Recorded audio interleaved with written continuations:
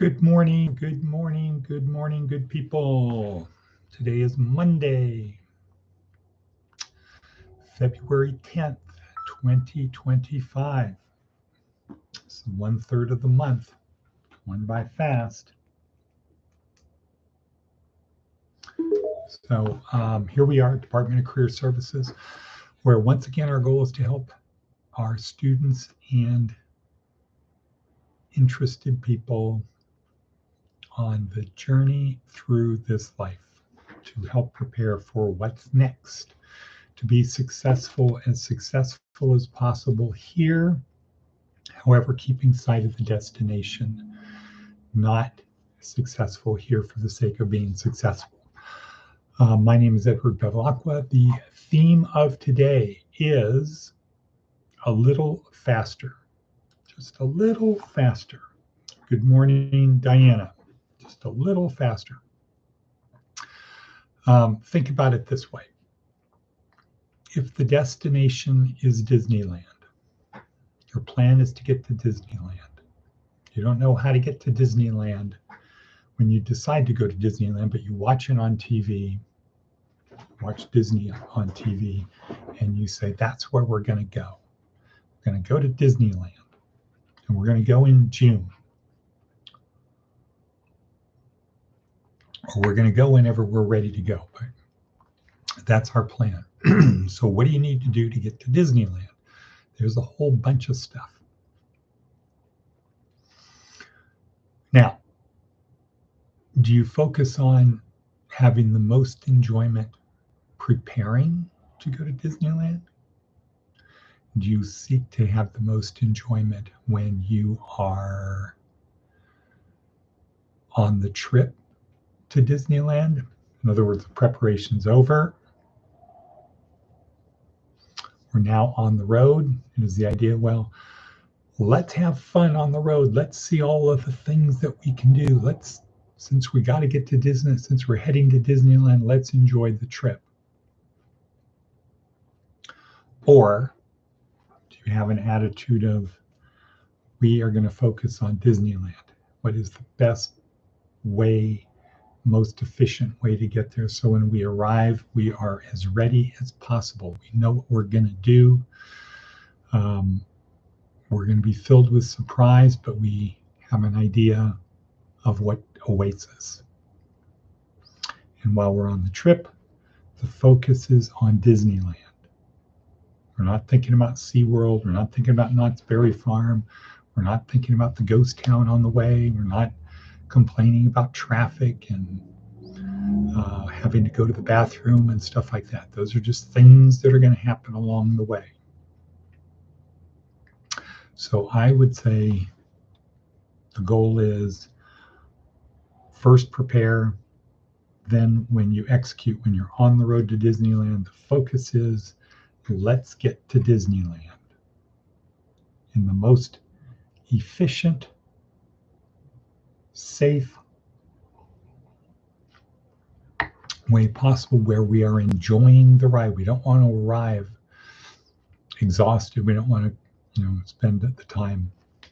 We're going as fast as we can. We're cutting in and out of traffic. It's a hair-raising, white-knuckled ride to Disneyland the whole way. So by the time we get there, we're frustrated and exhausted. No, we don't want to do that. We also don't want to go the opposite of that, which is, well, let's take 2 weeks to get there. There's a whole bunch of places. We'll drive for 2 hours, then we'll stop and spend the night. No, because then by the time we get to Disneyland, it's going to be like, oh, I'm tired. We spent all of this time on the road getting here. Now we're tired from being here. We're tired from the trip. So you don't want that either. So we help people best prepare for the future. Mindful of our definition of success, which is success is a function of money times meaning and purpose. And money comes first.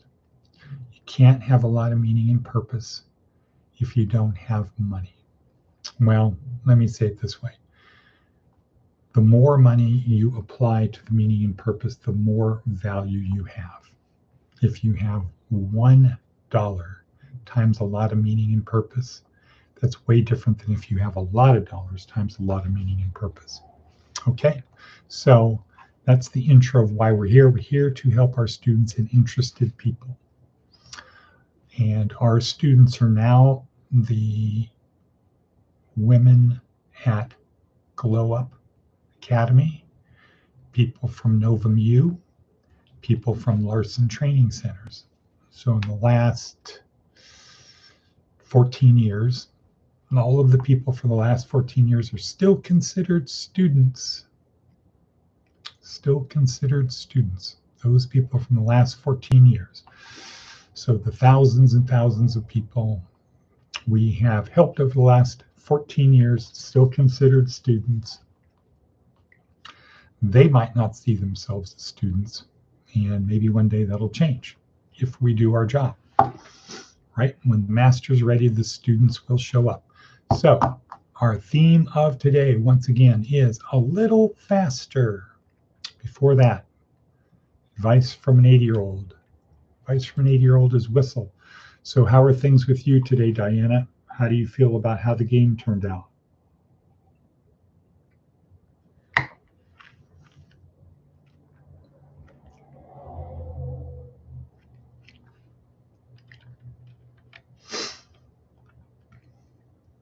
Hello, hello. How do you feel about how the game turned out, Diana? Okay, well, while waiting for Diana, I'm going to move on. Advice from an 80-year-old is whistle.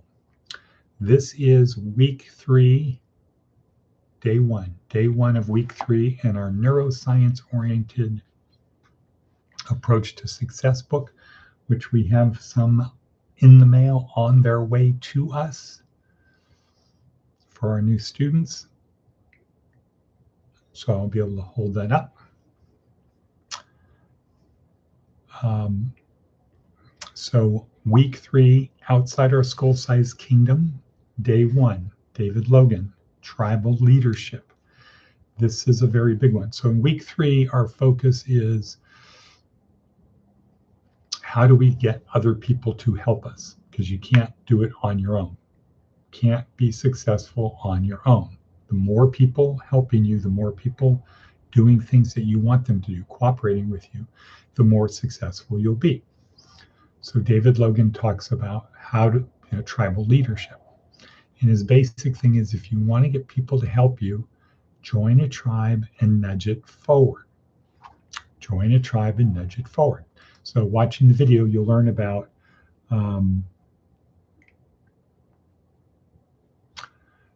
joining a tribe. You find out, you get with, okay, joined. I just saw that Diana said that Diana was right on the game. The Eagles won, right, Diana? That's who you chose? Okay, so David Lowe, how do you get people to do what you want? Well, one way, easy way, join tribe, nudge forward. Question, what is a tribe and what does it mean to nudge? If you nudge people forward, are you getting them to do what you want? Yes. What's a tribe? A tribe is people who have common interests as you. And we're in many, many tribes.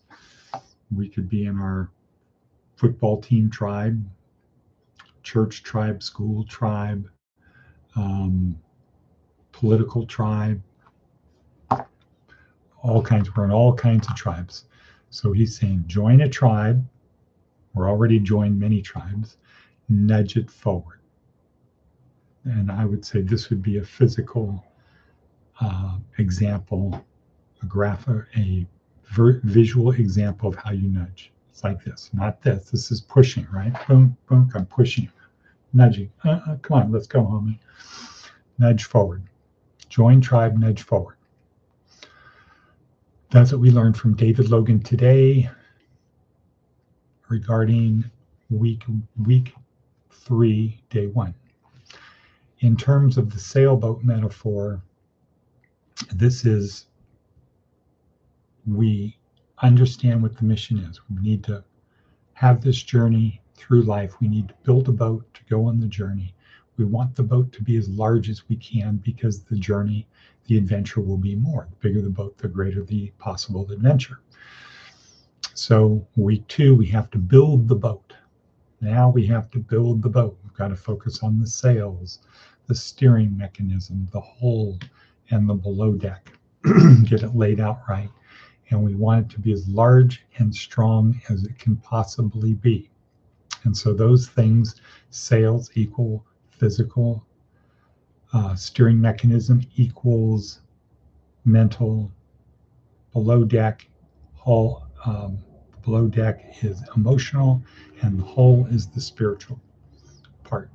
All 4 of those parts of a boat are essential to have a successful journey. Okay, this is week 3. So this is the, now we have to get people on the boat. Not on the boat, we need to get a crew. So this is, how do you select a crew? How do you get a crew for the boat?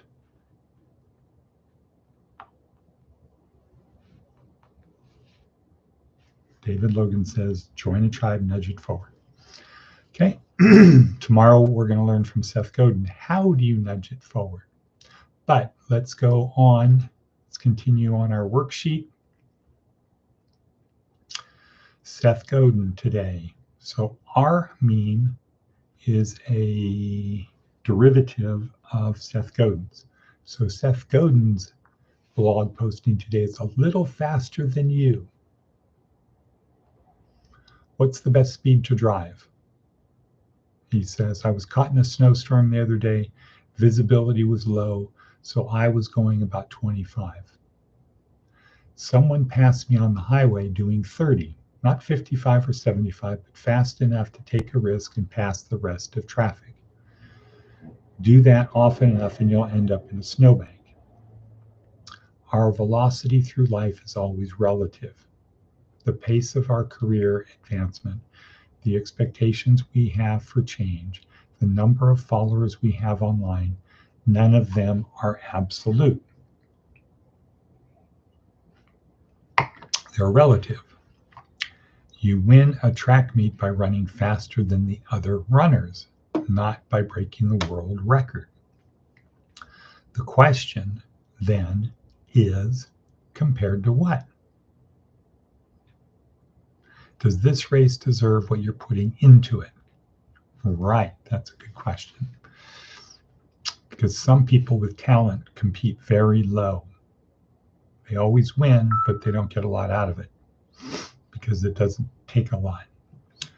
Choosing well can shift our expectations, our effort, and whether or not we'll even get to where we hoped to go. So Jordan Peterson says you always want to be dancing on the edge. You don't want to be winning. If you're winning everything, you're in the wrong room. You're with the wrong people. You learn more by dealing with people who are beyond you, who are a little bit faster, further ahead than you. That's where you learn the most. That's where you stretch. That's where you've got to put the effort in. Our meme, on the other hand, is a little faster. So we can go the other way too. We can just say, you just need to go a little faster. Just push yourself a little bit more, not a lot more, just a little bit more. And don't backslide. You know, if life is like an escalator going down and you have to go up, what do you need to do? You need to move up faster than it's coming down. And you can't really stop. You have to keep going. Because, Diana, what happens if you have to go up an escalator that's going this way and you're going this way? What happens if you stop?